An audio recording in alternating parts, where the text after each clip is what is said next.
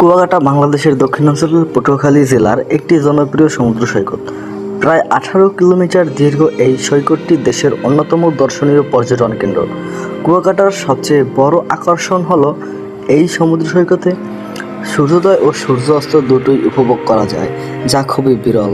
কুয়াকাটার নামটি এসেছে কুয়া মানে পানির কূপ শব্দ থেকে। বহু বছর আগে রাখাইন সম্প্রদায় এখানে পানীয় জলের জন্য কূপ খনন করেছিল। সেই কূপের নাম থেকেই এই এলাকার নাম হয় কুয়াকাটা।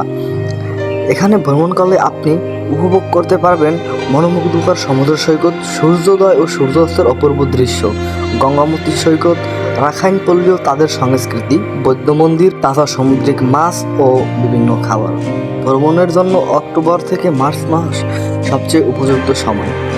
এ সময় আবহাওয়া আরামদায়ক থাকে এবং সমুদ্রের সৌন্দর্য আরও মনোমুগ্ধকর হয়ে ওঠে। কুয়াকাটা প্রকৃতিপ্রেমী, ফটোগ্রাফার এবং ভ্রমণ পিপাসু সবার জন্যই একটি অসাধারণ গন্তব্য। বাংলাদেশের প্রাকৃতিক সৌন্দর্যকে কাছ থেকে অনুভব করতে চাইলে কুয়াকাটা অবশ্যই একবার ঘুরে দেখা উচিত।